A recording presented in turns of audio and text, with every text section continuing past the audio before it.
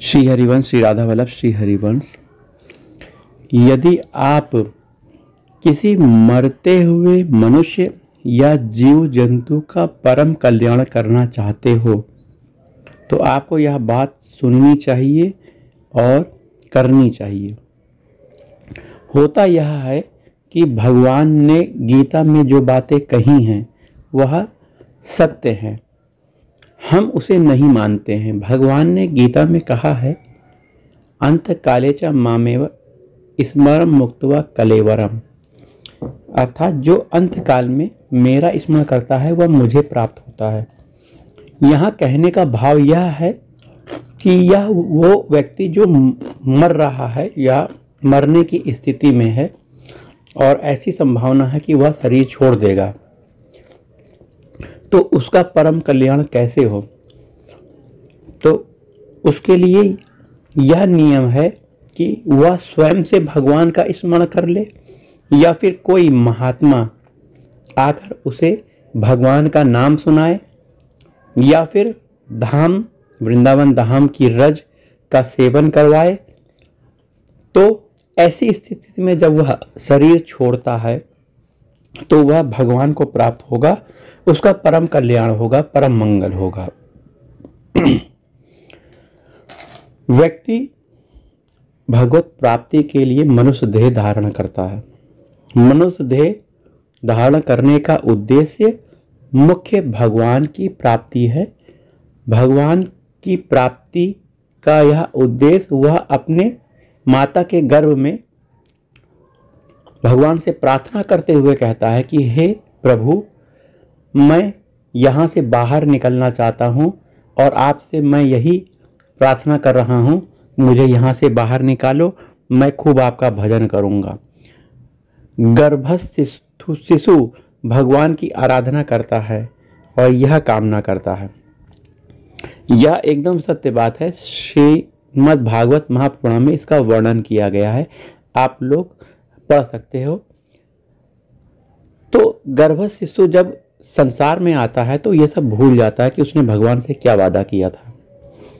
वहीं भगवान की जो माया होती है वह भगवान से विमुख करके, भक्ति से विमुख करके संसार की तरफ लेकर जाती है और वह पूरा जीवन माया के चक्कर में भूलता हुआ फिर मृत्यु को प्राप्त हो जाता है और भगवत प्राप्ति नहीं कर पाता है। ऐसे में यदि आप भगवान के बहुत बड़े भक्त हो, भगवान के नाम जापक हो और लोगों का परम कल्याण करना चाहते हो, उनके जीवन में वास्तविक कल्याण हो, परम मंगल हो, तो आपको करना यही है कि यदि भी कोई भी जीव जंतु, जैसे रोड एक्सीडेंट हो गया है, कोई कुत्ता मर रहा है और ऐसी संभावना कि वह मर जाएगा, तो उसके कान में जाकर राधा नाम, भगवान का नाम जो भी आप जानते हो वह सुना दो। तो भगवान के नाम को सुनने से वह परम गति को प्राप्त होगा।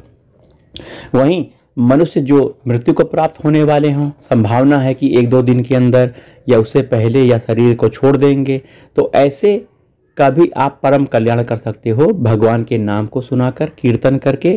तो ऐसी स्थिति में होता क्या है, उससे अब अच्छा कर्म या बुरा कर्म होने वाला नहीं है, क्योंकि वह आधे घंटे, 1 घंटा, 2 घंटा कभी भी शरीर छोड़ सकता है।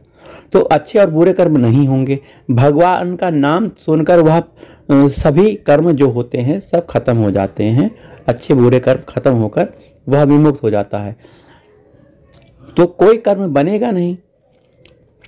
और भगवत स्मरण, भगवान का नाम सुनकर वह शरीर छोड़ रहा है, तो गीता की जो बातें यहाँ कही गई हैं यहाँ लागू हो जाती हैं और वह शरीर छोड़ के ही भगवान को प्राप्त हो जाता है। अजामिल जी का प्रसंग ही देख लीजिए। मरते समय यमदूत लेने आए उनको और भगवान का नाम, जो कि अपने पुत्र का नाम रखा था नारायण, भगवान का नाम को अपने पुत्र को रख दिया। अब अपने पुत्र को बुलाते ही भगवान के पार्षद आ जाते हैं। और भगवान के नाम की यह महिमा है, चाहे आप जान कर लो, चाहे अनजाने में लो, चाहे कैसे भी लो, वह परम कल्याण, परम मंगल करता है। अजामिल जी को यमदूत नहीं ले जा पाए और भगवान के पार्षदों के प्रभाव से वह कुछ समय इस धराधाम में रहा और उसने भजन किया और भगवान को प्राप्त हो गया। तो भगवान के नाम की बहुत बड़ी महिमा है। आप ये ना समझो कि मैं अंतकाल में भगवान का स्मरण कर लूँगा और शरीर छोड़ दूंगा। आपकी अंतकाल में ऐसी स्थिति नहीं बनेगी। अभी से भगवान की शरण में होकर भगवान के नाम का भजन करो, भगवान का सुमिरन करो, तभी आपका कल्याण होगा। वहीं आप किसी का कल्याण परम मंगल करना चाहते हो तो ये तरीका जो बताया गया है ये बहुत ही सिद्ध तरीका है। शास्त्रों में इसका वर्णन है, भगवत गीता में इसका वर्णन है। आप किसी का भी परम मंगल करना चाहते हो तो यह तरीका अपनाइए और आप भी भगवत प्राप्ति के मार्ग में आगे बढ़ो। हमारी यही कामना है। जय जय राधा वल्लभ श्री हरिवंश।